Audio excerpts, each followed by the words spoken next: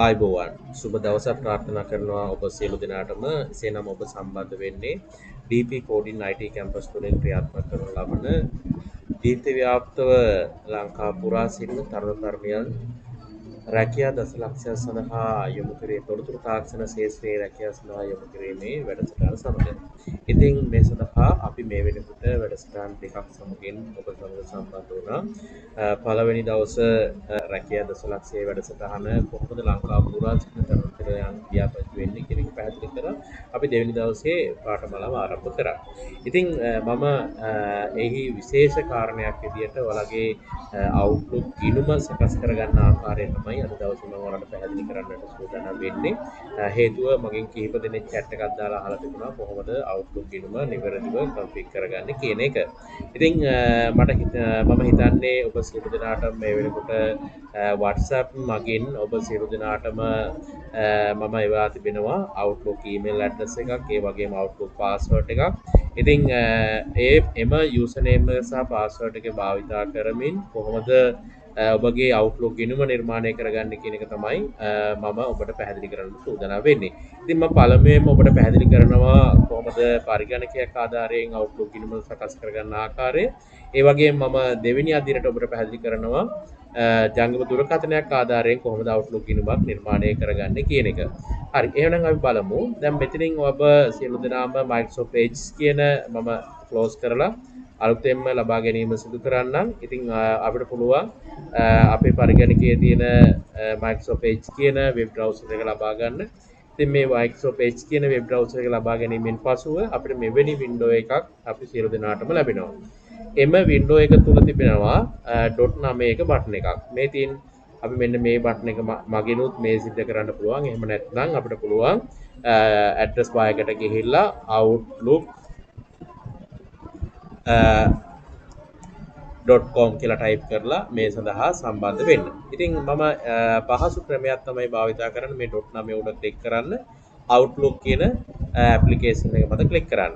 මේ විදිහට Outlook application එක මත ක්ලික් කිරීමෙන් පසුව ඔබට මේ ආකාරයට ඊමේල් ඇඩ්‍රස් දැන් මම කිහිපයක් භාවිතා කරන නිසා මට මේ විදිහට ලැබිලා තියෙනවා. ඉතින් ඔබට ඔබගේ පරිගණකයේ මෙහෙම වින්ඩෝ එකක් ලැබෙන එකක් නැහැ පළවෙනි වතාවට නම් ඊමේල් ඇඩ්‍රස් එකක් භාවිතා කරන්නේ. ඉතින් මම use another account කියන විධානය මත ක්ලික් කරනවා. ක්ලික් කරලා ඇවිල්ලා අපිට ලබා දීලා තියෙනවා. ඔයාලට මම මේ වෙනකොටත් WhatsApp ආධාරයෙන් ඔබ සියලු දෙනාටම username එකක් සහ password එකක් ලබා දීලා තියෙනවා. බලන්න dp online ඊළඟට ඔබට ඔබගේ ලියාපදිංචි අංකයක් ලබා දීම සිදු කරලා ඇති. මම දෙනවා 0.1 කියන අංකය add ඊළඟට ඇති dpf.edu.lk මෙන්න මේ විදිහේ ඊමේල් ඇඩ්‍රස් එකක් ඔබ සියලු දෙනාටම මේ වෙනකොට WhatsApp මගින් personal message එකක් විදිහට ඔබ සියලු දෙනාටම මම එවලා තියෙනවා. ඉතින් මේ message එක ඒ කියන්නේ මේ message එකට අනුව මෙන්න මේ email address එක ඔබ type කරගත යුතුයි ඔබගේ email address එක ඒ කියන්නේ නිවැරදිව password එක enter කර ගැනීම සඳහා. ඉන් අනතුරුව next button එක මත click කරන්න. next button එක මත click කරන්න. next button එක මත click කිරීමෙන් පසුව ඔබට password එකක් ලැබිලා ඇති. මම WhatsApp අර user name එක සමගම password එකත් ඊට පහලින් ලබා දීම සිදු කරලා තියෙනවා. ඉතින් ඒ password එක capital සහ simple අකුරු symbols නිවැරදිව type කරගත යුතුයි. ඔබට capital අකුරු තිබෙනවා නම් capital අකුරු keyboard එකේ තියෙන caps lock එක ආධාරයෙන් හෝ shift key එක ආධාරයෙන් capital අකුරු type කරගන්න පුළුවන්. phone එකේ නම් ඔබ සාමාන්‍ය විදිය දන්නවා ඇති.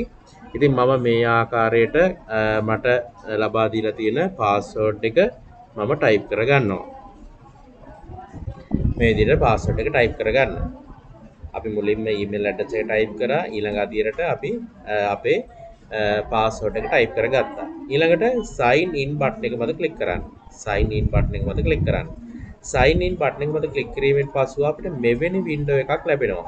ඒ කියන current password එක අපිට නැවත type කරන්න කියනවා. ඒ කියන්නේ මම ඔයාලට මේ වෙනකොට එවලා තියෙන password එක නැවත type කර ගැනීමක් අවශ්‍ය වෙනවා. කරන්ට් පාස්වර්ඩ් එක කියලා කියන්නේ මම ඔබට මේ වෙනකොටත් එවලා තියෙන පාස්වර්ඩ් එක. එතකොට ඇයි අපි මේක රීසෙට් කරගන්නේ? රීසෙට් කරගන්න හේතුව තමයි මේ පාස්වර්ඩ් එක දැන් මම ඔයාලට එවලා තියෙන්නේ. ඒකට ඔයාලා මේක පර්සනල් ඊමේල් එකක් විදිහට යූස් කරන්න පුළුවන්.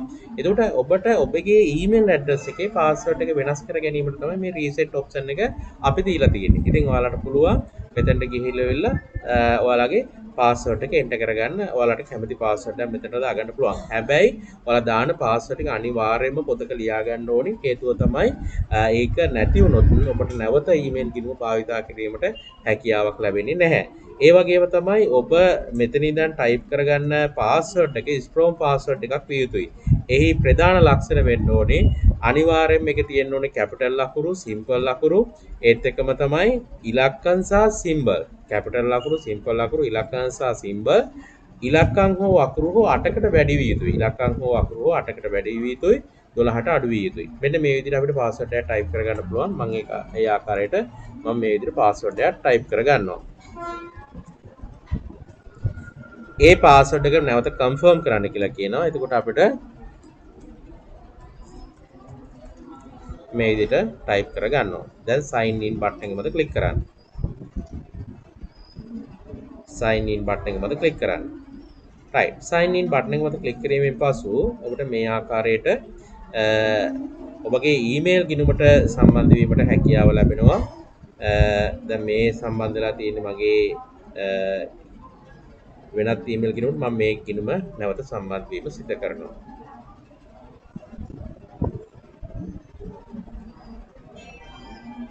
මේ ආකාරයට ඔබගේ ඊමේල් ගිණුමට සම්බන්ධ වීමෙන් පසුව ඔබට හැකියාව ලැබෙනවා ඒ ඊමේල් ගිණුම ආධාරයෙන් ඔබගේ DP education වෙබ් අඩවියට සම්බන්ධ වෙලා ඒකට අදාළ යූසර් නේම් එක හදාගන්න. ඉතින් මම නැවතත් මගේ කරන්ට් පාස්වර්ඩ් එක නෙවෙයි දැන් දෙන්න තියෙන්නේ. මම අලුතෙන් මේ සඳහා ඇඩ් කරගෙන ආද පාස්වර්ඩ් එක මම ඒ පාස්වර්ඩ් එක ලබා දීම සිදු කරනවා. right ඊළඟට අපිට පුළුවන් අපේ ඊමේල් ඇඩ්‍රස් එකට සම්බන්ධ වෙන්න. ඉතින් මේ ආකාරයට අපිට ඊමේල් ඇඩ්‍රස් එක නිර්මාණය වෙලා තියෙනවා. ඔබ සාමාන්‍යයෙන් ඔබගේ ජංගම දුරකථනයේ ඔබට එන මැසේජ් බලන්න අපි ඉන්බොක්ස් එකට යනවා වගේම අපිට ඊමේල් එකේ ඉන්බොක්ස් එකට ගියාම අපිට එන මැසේජ් බලා ගන්න පුළුවන්. ඒ වගේම sent item වලට ගියාම අපි යවන ඊමේල්ස් බලා ගන්න පුළුවන්. right දැන් අපිට එක ඊමේල් එකක්වත් ලැබිලා නැහැ. දැන් ඔන්න අපේ ඊමේල් ගිණුම සකස් කරගෙන අවසන්. දැන් කරන්න තියෙන්නේ මේට අදාළව අපි නිර්මාණය කරනු ලබන DP කෝඩින් වෙබ්සයිට් එකට අදාළව යූසර් account එක නිර්මාණය කරගන්න එක. ඉතින් ඒ සඳහා අපි ක්ලික් කරන්න ඕනි මෙතනට ගිහිල්ලා ධන ලකුණ මත ක්ලික් කරන්න. මේ ධන ලකුණ මත ඒ කියන්නේ මේ new tab එකක් ලබා ගැනීම සිදු කරන්න. ඊළඟට ඔයාලා ටයිප් කරගන්න dpcode.lk කියන වෙබ් අඩවියට පිවිසිය යුතුයි. dpcode.lk කියන වෙබ් අඩවියට පිවිසීම සිදු කරන්න ඕනි. ඉතින් මේ dpcode.lk කියන වෙබ් අඩවියට පිවිසීමෙන් පසුව ඔබට හැකියාව තිබෙනවා ඔබගේ ගිණුම DP කෝඩින් වෙබ්සයිට් එකට අදාළ ගිණුම නිර්මාණය කරගන්න. ඉතින් ඒ සඳහා ඔබ login බටන් එක මත ක්ලික් කළ යුතුයි. අපි මුලින්ම කරේ Outlook එකේ ගිණුම නිර්මාණය කරගත්තා. දැන් අපි DP කෝඩින් වෙබ්සයිට් එකට ගිහිල්ලා අපි මෙතන DP කෝඩින් වෙබ්සයිට් එකේ ගිණුම නිර්මාණය කර ගැනීම තමයි අපි මේ සූදානම් වන්නේ. ඉතින් අපි මේකට ගිහලා login කියන බටන් එක මත ක්ලික් කරනවා. login කියන බටන් එක මත ක්ලික් කරාම අපිට ක්‍රම තුනක් භාවිතා කරන්න පුළුවන් මේ වෙබ් අඩවියේ ගිණුමක් හදාගන්න. එකක් තමයි අපේ Gmail account එකෙන් පුළුවන්, නැත්නම් Facebook එකෙන් පුළුවන්. එහෙම නැත්නම් අපි දීලා තියෙන Microsoft account එක භාවිතා කරලා ඔයාලට ගිණුමක් නිර්මාණය කරගැනීමේ හැකියාව තියෙනවා.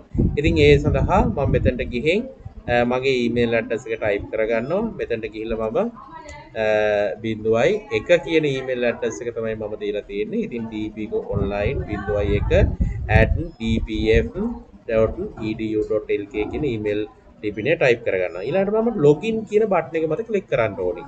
login කියන බටන් එක මත ක්ලික් කිරීමෙන් පසු අපිට මේ විදිහේ වින්ඩෝ එකක් එනවා. ඒ වින්ඩෝ එක තුලින් අපි login වීමට ඔබගේ ඊමේල් ලිපිනයට එවා ඇති ඊමේල් එකක් ඇති තහවුරු කිරීමේ බටන් එක join dp coding school මත ක්ලික් කරන්න කියලා කියනවා. right. අපි යන්න දැන් okay button එක ක්ලික් කරා. okay button එක ක්ලික් කරාම අපිට පුළුවන් දැන් අපේ email address එක මෙතන තියෙනවා. දැන් අපිට අලුතෙන් email එකක් ඇවිල්ලා තිනවා. අපිට ඉස්සෙල්ලා email එකක් තිබුණේ නෑ inbox එකේ. දැන් අපිට email address එකක් තියෙනවා. email එකක් තියෙනවා. එතකොට අපි inbox එක මත ක්ලික් කරලා අපි ඒ inbox එකට ඇවිල්ලා තියෙන email එක open කරගන්නවා. එතකොට email එක මත ක්ලික් කරාම ඔබගේ දකුණු පැත්තේ තියෙනවා email එකේ content එක.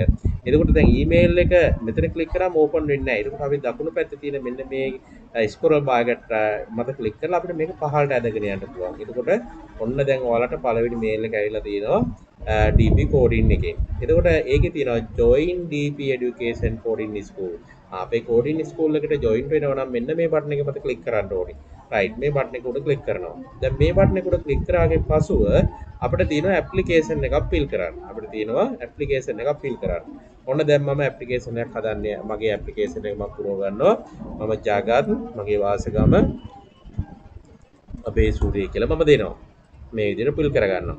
එතකොට මම පාසල දෙනවා සත්නන වොකේෂනල් කැම්පස් ප්‍රයිවට් ලිමිටඩ් කියන්නේ ඒ සත්නන වොකේෂනල් කැම්පස් කියන නම මම දෙනවා. ඊළඟට මගේ ඊමේල් ඇඩ්‍රස් එක මම මෙතනින් ටයිප් කරගන්නවා. මම ඒ ඊමේල් ඇඩ්‍රස් එකම මම මෙතනට පහළට දානවා. මට ඕන වෙන ඊමේල් ඇඩ්‍රස් එකක් දැම්මත් මෙතන ගැටලුවක් නැහැ. ඒකට මෙන්න මේ විදිහට මගේ ගිණුම නිර්මාණය කරගන්නවා. ගිණුම නිර්මාණය කර ගැනීමෙන් පසුව තහවුරු කරන්න කියන බටන් එක මත ක්ලික් කරන්න ඕනේ. තහවුරු කරන්න කියන බටන් එක මත ක්ලික් කරන්න ඕනේ. right. දැන් තහවුරු කර ගැනීමෙන් පසුව ඔබට පේනවා ඇති ජගත් කියන බටන් එක නම මේ ආයිබෝවන් කියන තැනට ඇවිල්ලා තියෙනවා. එතකොට මෙතන අපි නිවැරදිව නම ටයිප් කරේ නැත්නම් අපිට සහතිකයට එන නමත් වැරදි වෙනවා. මෙතනින් දාන නම තමයි අපි සහතිකයට එන නමත් දෙන්නේ. ඒතකොට කාගේ හරි මේ නම වැරදිලා තියෙනවා නම් නැවතත් මෙන්න මේ ෆොටෝ මත ක්ලික් කරන්න. ක්ලික් කරලා මුහුණත වෙනස් කරන්න කියන තැනට යන්න. ඊට පස්සේ ගිහලා මෙතනින් නම නිවැරදි කර ගැනීම කරලා තහවුරු කරන්න කියන බටන් එක මත ක්ලික් කරන්න. මේ විදිහට අපිට ක්ලික් කරලා මේක නිවැරදි කර ගැනීමේ හැකියාව තියෙනවා. right. එහෙමනම් අපි දැන් ඔන්න ගිණුම් දෙකක් නිර්මාණය කරලා අවසන් එකක් තමයි අපි Outlook කියන ගිණුම. දෙවෙනි එක තමයි dp education නැත්නම් dpcode.lk කියන වෙබ් අඩවිය සම්බන්ධ වීමේ ගිණුම නිර්මාණය කර අවසන්. ඊළඟට තුන්වෙනි ගිණුම තමයි අපිට coding, ඒ කියන්නේ අපි කරන්නේ හදන්නේ code.org කියන platform එක තුල. ඒකට code.org එකෙත් අපි account එකක් හදා ගන්න ඕනේ. ඒකටත් මම ලේසි ක්‍රමයක් ඔයාලට කියලා දෙන්නම්. මම පළවෙනියම මුලින්ම තියෙනවා මට ප්‍රොජෙක්ට් එකක් කරන්න. පළවෙනි ඉතින් මෙතන ඉඳන් ප්‍රොජෙක්ට් 324ක් තියෙනවා. ඉතින් එකින් එක ඔබ ප්‍රොජෙක්ට් ව්‍යාපෘති සම්පූර්ණ කළ යුතුයි. ඉතින් මේ සඳහා ඔබට කරන්න තියෙන්නේ කෝඩින් පාසල කියන එකෙන් ගියාට පස්සේ මෙතනින් තියෙනවා පළවෙනි මෙතනින් අරබන්න කියන එක. මම මේ මෙතනින් අරබන්න කියන එකට යනවා. එතකොට අපිට මෙතන ඉඳන් දීලා තියෙනවා මේ ව්‍යාපෘතිය කරන්නේ කොහොමද, ව්‍යාපෘතිය ආරමුණ මොකද්ද, මේ සියල්ලම මෙන්න මේ වීඩියෝ වලින් ඔයාලට පැහැදිලි කිරීම සිදු කරනවා. එතකොට දැන් ඔබගේ ඒ කියන්නේ coding.org කේ වෙබ් අඩවිය ගිණුම නිර්මාණය කරන්නේ කොහොමද, ඊට පස්සේ වෙබ් අඩවියට පිවිසෙන ආකාරය, ඊළඟට වෙබ් අඩවිය අතුරු මුහුණට හඳුනා ගන්න ආකාරය. එතකොට දැන් මේ ටික තමයි මේ වීඩියෝ වලින් පැහැදිලි කිරීම කරන්නේ. ඉතින් මම ඔයාලට පහසු ක්‍රමයක් මයික මේ සඳහා හඳුන්වා දෙන්න. දැන් ඔයාලා code.org එකට ගිහිල්ලා ඔයාලා ගිණුම නිර්මාණය කරගන්න අවශ්‍යයි. එහෙමනම් අපි කරන්න ඕනේ මෙන්න මෙතනට ගියාට පස්සේ ඔයාලගේ තුන්වෙනි ස්ටෙප් එක යටතේ තියෙනවා start project කියලා බටන් එකක්. start project කියලා බටන් එකක් තියෙනවා. මෙන්න මේ start project කියන බටන් එක උඩ ක්ලික් කරන්න. start project කියන බටන් එක උඩ ක්ලික් කරන්න. මේ start project කියන බටන් එක උඩ ක්ලික් කිරීමෙන් පසුව මේ ව්‍යාපෘතිය සිදු කරන ආකාරය පිළිබඳව ඒ කියන්නේ හදපු කෝඩ් කරලා හදපු ප්‍රොජෙක්ට් එක පෙන්නනවා. ඉතින් අපිට ඕන නම් මෙතනින් ගිහිල්ලා ක්ලික් කරලා මේක සමනලයට ක්ලික් කරලා බලන්න පුළුවන්. ඔන්න පළවෙනි ප්‍රොජෙක්ට් එක තමයි පියාඹන සමනලයක් හදන එක. ඒතර මේ විදිහට පියාඹන සමනලය නිර්මාණය වෙලා තියෙනවා. right. දැන් ඔන්න අපි ඒක ඇතුළට how it works කියන එකට ක්ලික් කරලා යනවා. එතකොට දැන් ඔන්න අපි සම්බන්ධ වෙන්නේ code.org කියන platform එකට. අපි සම්බන්ධ වෙන්නේ code.org කියන platform එකට. නමුත් අපි තාවම අපේ ඒ කියන්නේ code.org එකේ ගිණුමක් නිර්මාණය කරගෙන නැහැ. ඒක sign in වෙලා අපි අලුතෙන් නැත්තම් create කරලා අලුතෙන් ගිණුමක් නිර්මාණය කරගන්න අවශ්‍යයි. නමුත් මම ඔයාලට පහසු ක්‍රමයක් ඒකටත් කියන්නම්. ඔයාලට දැන් මෙහෙම යන්නේ නැතුව අපිට ලේසි ක්‍රමයක් තියෙනවා. අපි මෙතනින් remix කියන බටන් එකට ක්ලික් කරනවා. අපි මෙතනින් remix කියන බටන් එකට ක්ලික් කරනවා. දැන් remix කියලා ක්ලික් කරපු ගමන් ඔයාලා යනවා code.org එකට login එකක් හදාගන්න. එහෙමනම් අපිට මේකට ක්‍රම කිහිපයක් භාවිත කරන්න පුළුවන්. එකක් තමයි අපි Google account එකකින් පුළුවන්. ඊට පස්සේ Facebook account එකකින් නැත්නම් create an account කියලා ගිහිල්ලා අපිට ගිණුමක් නිර්මාණය කරගන්නත් පුළුවන්. නමුත් දැන් මම ඔබට එතන ඉඳන් පහසු ක්‍රමයක් ඔයාලට හඳුන්වා දෙන්නම් කියලා කිව්වා. ඒකේ ඉඳන් අපි කරන්න තියෙන්නේ අතන රීමික්ස් බටන් එක උඩ ක්ලික් කරා. ඉතින් රීමික්ස් බටන් එක උඩ ක්ලික් කරාට පස්සේ මෙතන තියෙනවා continue with Microsoft කියලා. ඇයි අපි continue කරන්න යන්නේ? Microsoft account එකක් අපිට තියෙනවා. ඒකට දැන් මේ වෙනකොට අපි Microsoft account එකට log වෙලා තියෙන්න ඕනේ. මෙතනින් close කරලා තියෙන්න බෑ. එහෙනම් close වෙලා නැත්නම් අපිට පුළුවන් දැන් මේ කිනුකට log වෙලා ඉන්නේ මම. මෙතනින් මම account එකට හැදුවා. ඊට පස්සේ ඒකෙන් start project කියලා ගියාට පස්සේ ඔන්න දැන් මම continue with Microsoft කියලා දෙනවා. ඒතර continue with Microsoft කියලා දුන්න ගමන් අපිට මෙන්න මේ විදිහේ window එකක් එයි. මම ඒ account එකට ආයෙමත් log වීම සිදු කරනවා. එතකොට මෙන්න මේ විදිහේ window එකක් එනවා. හරිද? එතකොට permission request කරනවා. එතකොට අපි ආයෙ accept ඒක මෙතනින් accept කරනවා අපි ඒක. accept කරාට පසුව අපිට අපේ code.org එකේ account එකක් හදන්න එනවා. දැන් ඔබ account එක ක්‍රම දෙකකට හදන්න පුළුවන්. එකක් student විදිහට, එකක් teacher විදිහට. අපි හදන්න ඕනේ student විදිහට. එහෙනම් මම student කියලා තෝරගන්නවා. student කියලා click කරනවා. ඔන්න දැන් මෙතනින් මගේ නම වැරදි නම් මට නිවැරදි කරන්න පුළුවන්. මම ජගත් කපේසූරිය කියලා දැම්ම. ඊට පස්සේ අපි වයස හැමෝම දාන්න 21කට වැඩි කියලා. වයස හැමෝම දාන්න 21කට වැඩි කියලා. ඊට පස්සේ gender එක අපිට මේල් කියලා දෙන්න පුළුවන්. දැන් ඔන්න මම account එක හදන්න අවශ්‍ය කරන දත්ත ටික ඇතුළත් කිරීම සිද්ධ කරා. මේ විදිහට type කර ගැනීමෙන් පසුව මෙතනින් තියෙනවා go to my account කියලා බටන් එකක්. මෙතන තියෙනවා go to my account කියලා බටන් එකක්. ඉතින් මේ go to my account කියන බටන් එක උඩ click කරපු ගමන් අපේ ගිණුම නිර්මාණය වෙනවා. ඊට දැන් ඔයාලට පේනවා ඇති මෙතනින් මගේ නම ජගත් කියලා ඇවිල්ලා තියෙනවා. මම එතකොට ඉන්නේ code.org එකේ ගිණුම තුල. ඉතින් දැන් මට තියෙන්නේ මේකට අදාළ ව්‍යාපෘති ටික ආරම්භ කරන්න. ඉතින් මම rename බටන් එකට ක්ලික් කරලා rename බටන් එක ආධාරයෙන් මට ව්‍යාපෘති එකින් එක සිදු කරගෙන යාමේ හැකියාව තියෙනවා.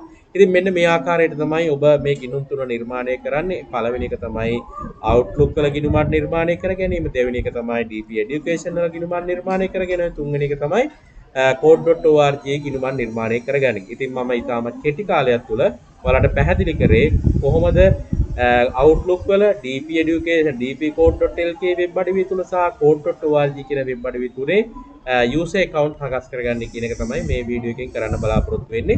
ඉතින් ඔබට පුළුවන් මේ විදිහේ වීඩියෝ තවත් ඉදිරියට මම අරගෙන එනවා. ඉතින් ඒවත් එක්ක සම්බන්ධ වෙන්න අපේ YouTube එක subscribe කරන්න. subscribe කරලා ඔයාලට bell icon එක මත click කරොත් හැකියාව තිබෙනවා ඔබට ඒට අදාළ වීඩියෝ එක ලබා ගැනීම සිදු කරන්න. එහෙමනම් අද දවසේ සම්බන්ධ වෙච්ච ඔබ සියලු දෙනාටම බොහොමත්ම ස්තුතියි.